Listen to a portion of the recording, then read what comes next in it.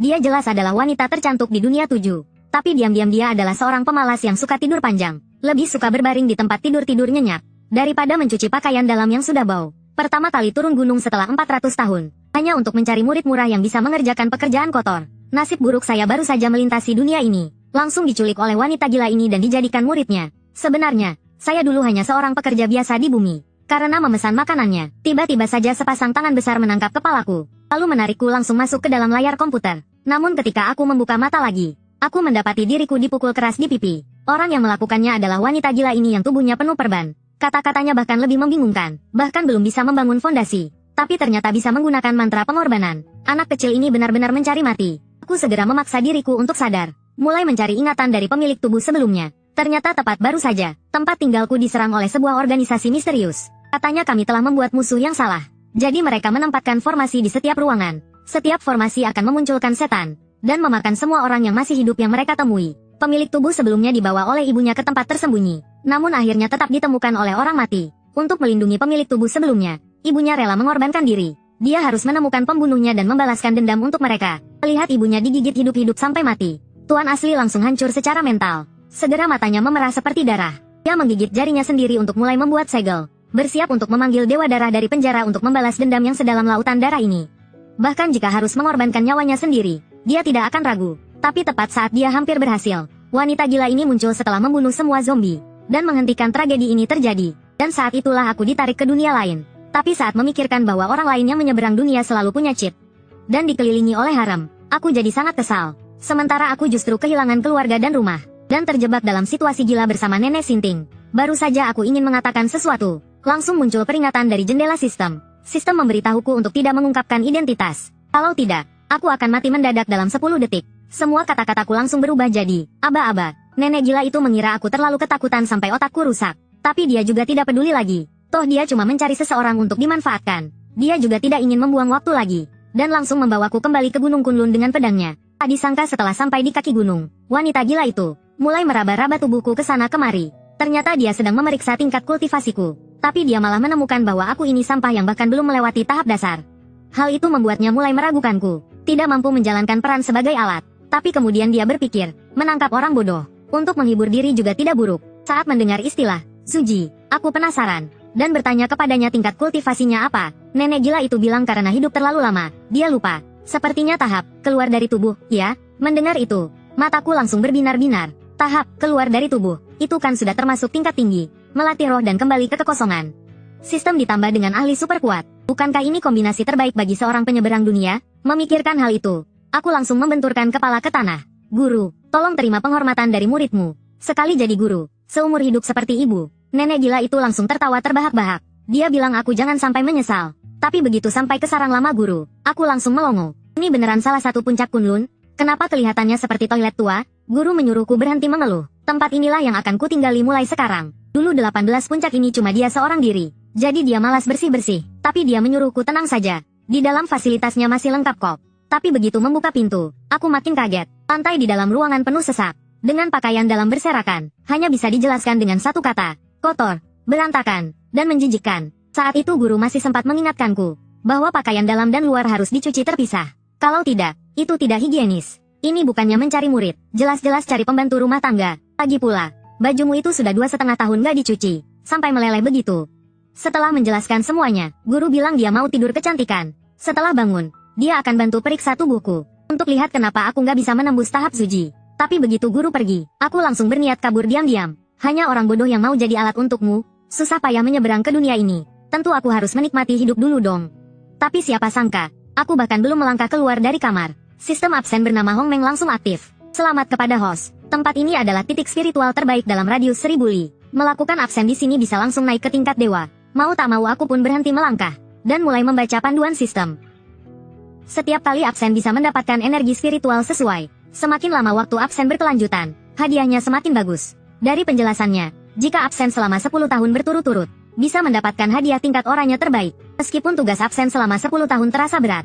Tapi bagi aku yang seorang wibu veteran, ini sangat mudah. Saat aku berpikir begitu, sistem pun langsung muncul. Dan menanyakan apakah aku ingin mulai absen mulai hari ini. Melihat itu, aku langsung memilih. Ya, tanpa ragu. Energi spiritual dari absen waktu mengalir langsung ke dalam dantianku. Rasanya geli dan kesemutan, cukup menarik juga. Yang jelas aku merasa diriku jadi lebih kuat. Kalau saja ada panel sistem, pasti lebih bagus. Dan benar saja, di saat berikutnya, panel karakter langsung muncul. Di sana tercatat dengan jelas nilai energi spiritual dan 6 atribut dasarku.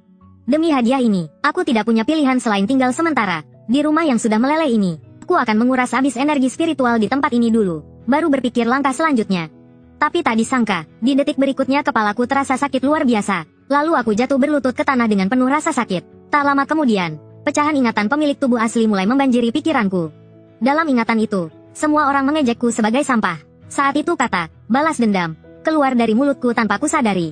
Keluar begitu saja dari mulutku, dan bagian dadaku juga mulai terasa nyeri samar. Ketika ku buka bajuku, aku mendapati bahwa di dadaku, tiba-tiba muncul sebuah tanda merah misterius. Pada saat itu, sepasang kaki putih halus melangkah mendekat. Melihatku sedang bermalas-malasan, wanita itu langsung kesal. Bukankah aku sudah menyuruhmu mencuci baju, masak, dan bersih-bersih? Wanita di hadapanku, dengan balutan gaun panjang berwarna cerah, memamerkan lekuk tubuhnya yang menawan tanpa bisa disembunyikan. Ditambah lagi dengan wajahnya yang cantik memesona. Sulit untuk tidak berpikiran macam-macam. Tapi aku hanya bisa menatapnya dengan wajah merah padam. Siapa kamu? Tapi begitu aku tahu wanita ini adalah guruku sendiri, seluruh tubuhku langsung lemas. Dia benar-benar berbeda jauh dengan Ratu Galak yang sebelumnya. Sebelum aku bisa sadar dari keterpukauanku, guru melihat tanda di dadaku dan sepertinya teringat sesuatu. Dia bilang aku terkena semacam kutukan terlarang, yang disebut mantra pengorbanan tubuh. Dan katanya aku bakal celaka, karena orang yang melakukan pengorbanan tubuh pasti punya keinginan yang belum terpenuhi.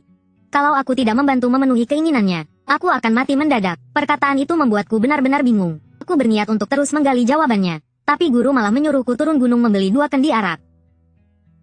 Begitu berkata, sebuah labu arak langsung dilempar ke mukaku. Setelah itu, karena takut aku kabur, guruku mulai melakukan pua padaku. Jangan berpikir untuk kabur ya gelombang. Sudah menjadi muridku, hidup adalah milikku, mati pun juga jadi arwahku. Tak ada pilihan lain, aku hanya bisa patuh. Perempuan sialan, akan ada hari di mana aku absen sampai tahap Mahayana, dan memaksamu berlutut menyanyikan lagu penaklukan. Setelah perjalanan panjang selama 2,5 jam, aku akhirnya tiba di tujuan, Pasar Barat. Baru saja aku ingin masuk ke toko arak, bahuku langsung ditekan oleh seseorang. Jelas sekali 3 orang yang datang ini mengenalku. Mereka membuka mulut langsung menyebutku sampah, bahkan mengejekku sebagai anjing liar yang kehilangan rumah dan keluarga. Mengingat hari sudah malam dan aku masih punya tugas, aku memutuskan untuk tidak pedulikan anjing-anjing liar ini. Tapi karena melihat wajahku yang meremehkan, mereka jadi murka. Mereka mengepalkan tinju dan hendak menyerangku. Untung saja aku menukarkan 800 poin energi spiritual, hasil absen untuk naik ke tahap Suji. Lalu dengan mudah aku menghabisi anjing-anjing gila ini. Tapi karena sempat tertunda sebelumnya, toko arak milik keluarga Wang sudah tutup. Kalau aku pulang dengan tangan kosong, pasti bakal dipukul sampai mati oleh si nenek gila itu. Terpaksa aku harus mencari toko arak lain. Namun semakin aku berjalan ke dalam, aku semakin merasa ada yang tidak beres.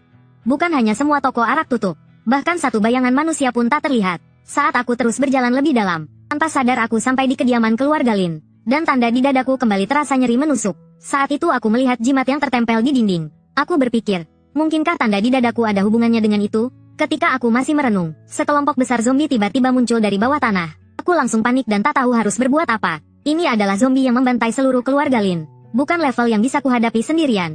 Tepat saat 2 zombie menyerangku, beberapa bilah senjata tajam tiba-tiba meluncur ke arah mereka. Di detik berikutnya, senjata-senjata itu mengenai sasaran dengan tepat. Zombie itu langsung hancur jadi abu. Tampak 3 orang yang menolongku perlahan berjalan mendekat. Yang memimpin adalah seorang gadis muda imut dan ceria. Dia bahkan dengan ramah menyuruhku ikut bersamanya. Lalu ia melompat tinggi dan terbang ke udara. Dengan santai dia mengayunkan kipas lipat di tangannya. Bilah-bilah tajam yang ditembakkan langsung menembus semua zombie. Gerakannya mulus, bahkan lebih halus dari coklat Dove.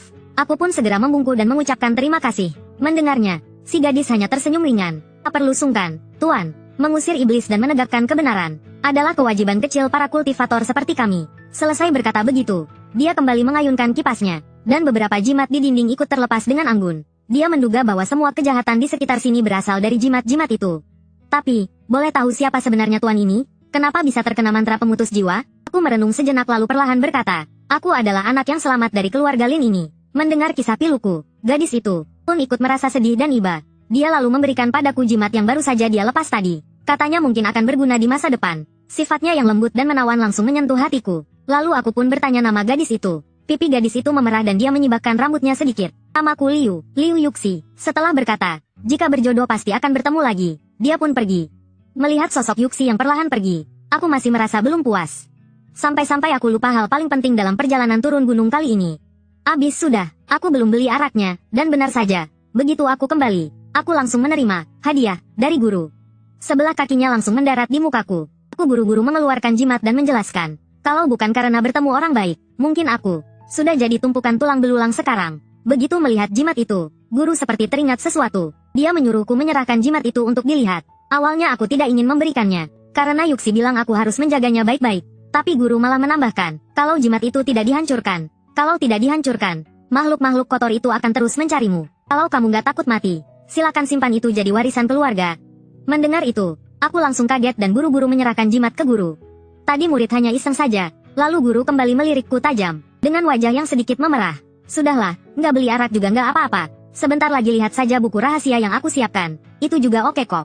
Besok guru akan bantu periksa tubuhmu. Keesokan paginya pun tiba dengan cepat. Seperti biasa, hal pertama yang kulakukan adalah absen. Namun saat absen, aku tanpa sengaja mendapatkan sebuah kotak misteri. Pertama kalinya aku mengalami hal seperti ini. Aku sangat penasaran isinya apa. Jadi aku pun langsung membuka kotak misteri itu tanpa ragu. Namun yang kudapat justru membuatku sangat terpukul. Ternyata membuka kotak misteri itu memicu sebuah misi menyebalkan. Ikuti turnamen Tianyan Kunlun yang diadakan besok. Dan kau akan mendapatkan 1000 poin energi spiritual. Tapi jika kau menyerah, 500 poin akan dipotong. Meski 500 poin tidak terlalu banyak, tapi untuk bisa menembus ke tingkat berikutnya, 1 poin pun tak boleh disia-siakan. Yang paling penting sekarang adalah mencari tahu, apa itu turnamen Tianyan. Saat itulah guruku akhirnya bangun tidur. Sambil menguap, dia memberitahuku, turnamen Tianyan adalah ajang ujian bagi para murid baru dari berbagai puncak di Kunlun, dan juga merupakan kesempatan bagi para kepala puncak untuk merekrut murid baru. Namun karena puncak ke-18 menganut jalur yin setan, jadi selalu tidak disukai oleh orang-orang. Itulah sebabnya dia sendiri juga tidak pernah ingin ikut acara-acara membosankan seperti itu. Tapi mendengarnya, aku justru berkata bahwa aku penasaran dan ingin melihat acara besar seperti itu. Tak disangka guru langsung meraih tanganku dan meletakkannya di tubuhnya untuk merasakan sesuatu. Lalu dia mengangguk dengan puas. Bagus, ternyata kau bisa mencapai tingkat Suji sendiri. Kemudian wajah guru memerah dan dia melanjutkan. Kalau mau ikut turnamen sih boleh saja. Aku bisa mengajarimu beberapa sihir. Tapi ada satu syarat, kalau nanti ada yang bertanya bagaimana kau belajar sihir, kau bilang saja kau menembusnya lewat latihan ganda denganku. Meski di kepalaku penuh tanda tanya, tapi entah kenapa aku jadi sangat menantikannya. Namun belum sempat aku senang 2 detik pun, guru langsung menyiramku dengan air dingin. Karena syarat utama untuk ikut turnamen adalah harus mencapai tahap Kaiguang dulu. Dia menyarankan agar aku lupakan saja keinginan itu. Biasanya dari tahap Suji ke Kaiguang butuh setidaknya 5 tahun. Tapi ada satu cara lain, yaitu membantunya menjaga jalur aneh dunia bawah. Karena saat memeriksaku tadi, guru menemukan bahwa aku memiliki konstitusi yang murni langka 1 dari 10.000. Dan itu sangat cocok untuk menjaga jalur aneh dunia bawah itu. Mendengar itu, aku langsung tenggelam dalam pikiranku. Dalam hati aku berpikir, jangan-jangan guru mau menipuku lagi, tapi dia meyakinkanku sepenuh hati. Katanya hanya perlu duduk di depan gua beberapa jam tiap hari saja. Dia sendiri sudah jaga tempat itu lebih dari 100 tahun tanpa masalah. Lalu dia tiba-tiba berkata dengan nada aneh, aku benar-benar dapat harta karun besar. Ya, yang lebih menyeramkan, malam ini dia bahkan menyuruhku ke kamarnya. Mendengarnya, aku menahan gejolak dalam hati, lalu memperingatkannya bahwa aku ini pria bermoral. Kalau ada urusan, selesaikan saja di sini. Tapi guru langsung kesal mendengarnya. Dia bilang kalau aku cukup tebal muka, selesaikan di luar pun boleh.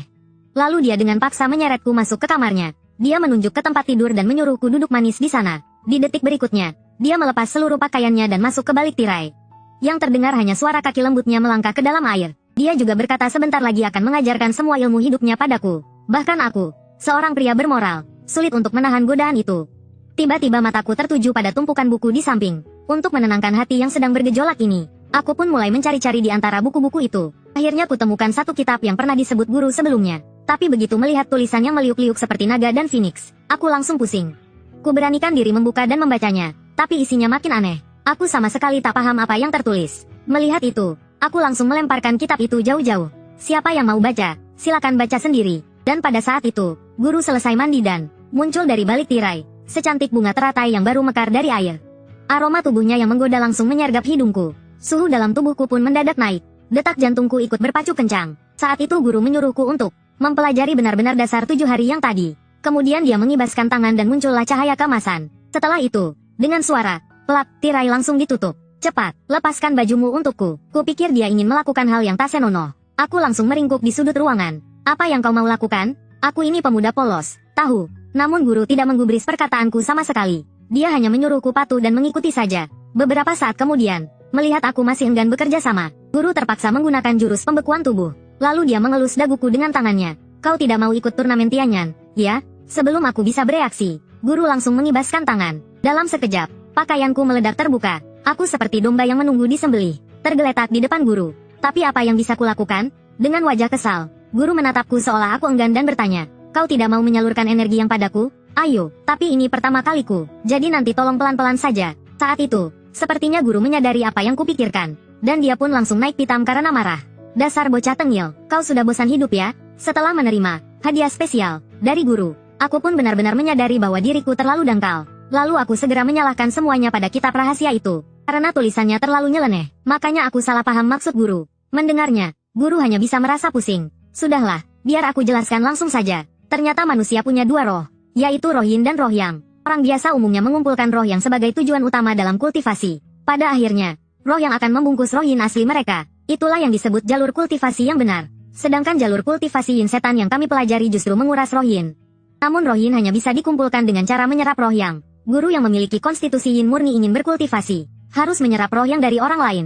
Itulah mengapa jalur ini disebut sebagai jalan sesat oleh dunia luar. Karena itu, tubuhku yang berkonstitusi yang murni adalah pasangan kultivasi terbaik untuk guru. Setelah memahami semua asal-usulnya, aku pun berjanji pada guru akan bekerja sama dengan baik dan takkan meninggalkannya. Lagian tempat ini adalah lokasi absen yang sempurna bagiku.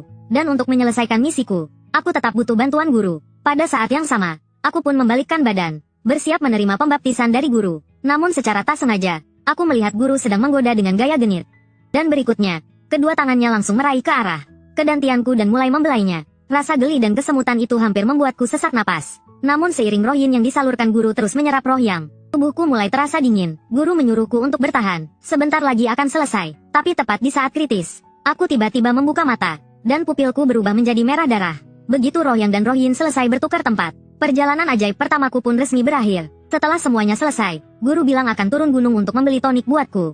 Namun begitu dia baru saja keluar dari pintu, sistem tiba-tiba memberiku peringatan. Poin energi spiritual berkurang sebanyak 500 poin. Sialan, apaan ini? Ini benar-benar rugi besar. Bini hilang, pasukan pun habis. Tak disangka, di detik berikutnya, muncul kejadian tak terduga. Sistem menanyakan apakah aku ingin ikut misi pengisian ulang energi spiritual. Saat aku masih ragu dan berpikir apakah misinya akan sulit, anjing sistem itu malah langsung mulai hitung mundur 10 detik. Tak punya pilihan, aku pun terpaksa menekan, terima. Begitu aku klik, ikut, dalam sekejap, aku dan tempat tidurku disedot oleh kekuatan misterius, dan terbawa ke dalam dimensi lain. Lalu kulihat tempat tidurku entah kenapa mendarat di suatu lokasi misterius. Begitu aku membuka mata, aku langsung terpaku di tempat. Yang kulihat di depanku adalah sebuah kuil misterius dan megah. Belum sempat aku bereaksi, sistem langsung memberiku misi pengisian energi spiritual. Jika aku bisa keluar dari kuil ini dalam 2 jam, aku akan mendapatkan 5.000 poin energi spiritual. Mendengarnya, aku langsung memaki keras. Perlu kau tahu, semua poin yang kudapat dari absen tiap hari, bahkan tidak sampai 5.000 poin. Yang lebih menyakitkan lagi, jika poin energi spiritualku jadi minus, aku akan mati seketika. Aku berniat menghancurkan sistem sialan ini, tapi sudah terlambat, karena seekor monster kepala banteng muncul di belakangku. Dia langsung mengangkat senjatanya dan hendak menyerangku. Tak punya pilihan, aku terpaksa lari sekuat tenaga. Tapi sayangnya, banteng ini seperti sedang kena rabies. Seolah belum pernah lihat cowok ganteng. Dia terus mengejarku tanpa henti. Lalu dia menghantam lantai dengan tinjunya sekuat tenaga. Melihat aku yang punya keinginan hidup sangat kuat lari makin kencang, si banteng malah makin semangat. Dia langsung mengangkat kedua kukunya tinggi-tinggi, dan menjatuhkan seluruh tubuhnya ke tanah. Guncangan besar dari tubuhnya menyebabkan kuil mulai runtuh. Untung saja aku sigap dan gesit, berhasil menghindar dengan gerakan lincah. Setelah berlari tanpa henti, akhirnya aku melihat pintu gua di depan. Melihat itu, aku langsung berubah jadi sugat dan melesat ke arah pintu gua.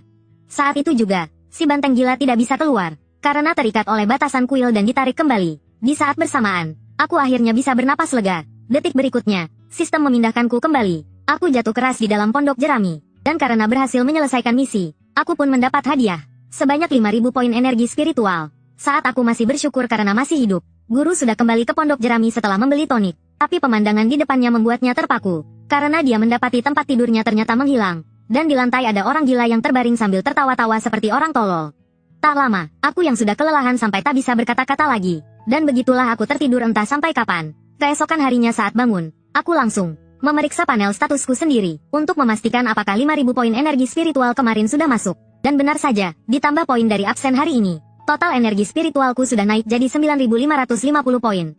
Dengan semangat, aku pun mencoba peruntungan. Aku coba lihat apakah bisa menukar ke tahap Kai Guang. Namun hasilnya sangat mengecewakan. Sepertinya aku tak berjodoh dengan turnamen Tianyan besok. Saat itu, guru muncul sambil membawa labu arak. Melihat wajahku yang penuh keputusasaan, dia bilang bisa membukakan jalan belakang. Tapi ada satu syarat kecil, yaitu biarkan dia menyerap sampai puas, tanpa perlawanan sedikit pun. Mendengar bahwa harus melakukan hal memalukan itu lagi, aku langsung berniat kabur. Namun seperti yang sudah kuduga, guru kembali menarikku masuk ke dalam kamar. Kali ini aku takkan sopan lagi. Demi bisa ikut turnamen Tianyan besok, aku terpaksa menjual pesona tubuhku sekali lagi. Tak lama kemudian, guru memulai pertarungan selama 2,5 menit.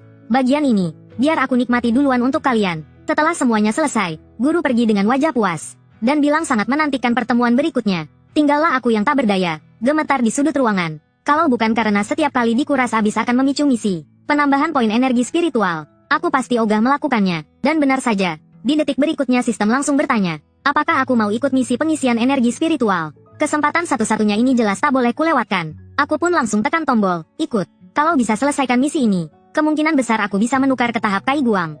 Tapi sistem langsung menamparkan wajahku dengan keras. Karena misi itu ternyata, ikut turnamen Tianyan besok. Kalau berhasil ikut, hadiahnya 5.000 poin energi spiritual.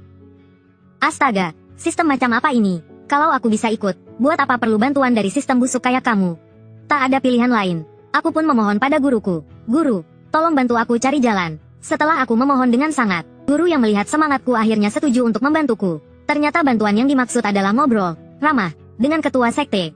Dia menarik janggut si ketua dan manja berkata, Kakak Feng Gelombang, masa kamu gak mau bantu aku si Gelombang? Meskipun si ketua merasa tersentuh dan hampir menangis, dia tetap pria berprinsip. Kalau murid rendahan yang masih tahap suji bisa ikut turnamen Tianyan juga, bukankah aturan sekte akan jadi kacau? Tapi guruku tak peduli soal aturan-aturan itu, karena dia punya rahasia kelam si ketua. Kalau begitu ya, aku tak akan bantu kau simpan rahasiamu lagi Gelombang. Mendengar itu, si ketua sekte langsung panik. Dia buru-buru mengeluarkan sebuah kristal dari dadanya dan berkata, barusan cuma bercanda kok.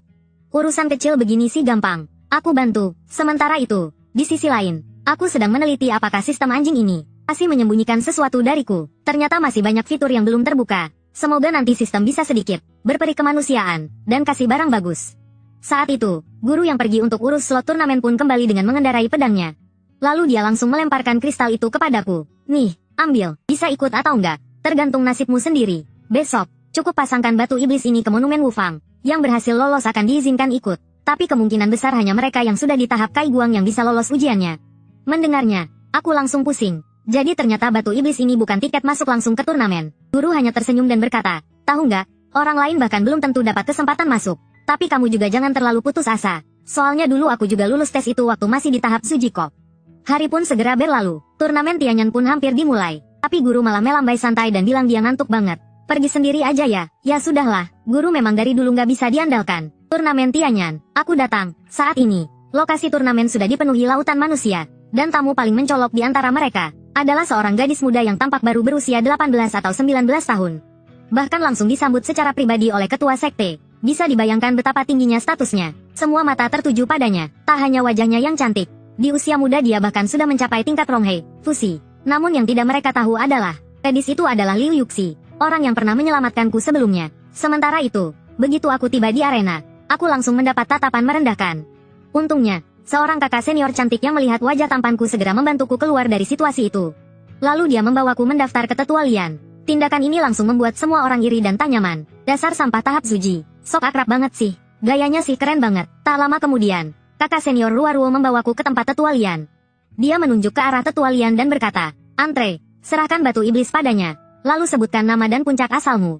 Dengan begitu, proses pendaftaranmu selesai. Setelah semua urusan selesai, dia pun hendak pergi. Karena dia masih ada urusan dan harus kembali ke gurunya. Aku bahkan belum sempat berterima kasih. Dia sudah pergi dengan anggun. Saat itu, dua orang, si gemuk dan si kurus, juga datang ke meja pendaftaran.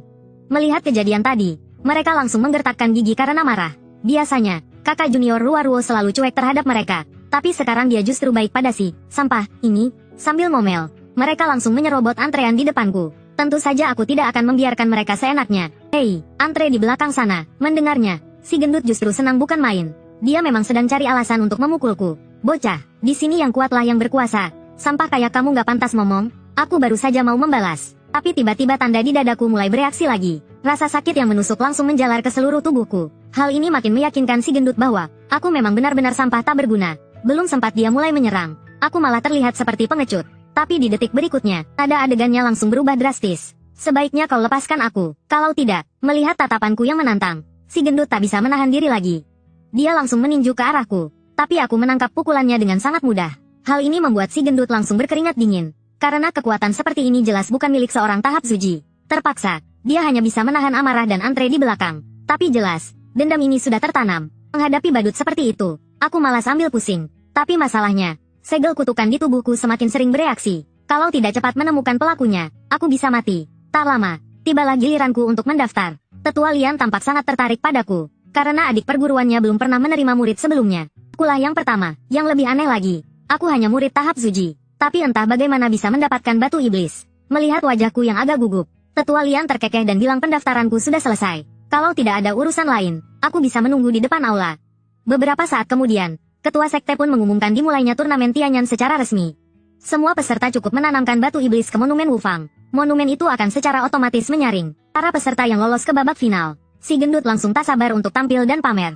Karena dia sudah berada di tahap Kai Guang selama setahun. Dan merasa pasti akan lolos ke final. Tapi begitu dia menempatkan batu iblis ke dalam monumen, dia langsung kena tamparan realita dengan kecepatan cahaya. Monumen Wufang langsung menolaknya dan memantulkannya keluar.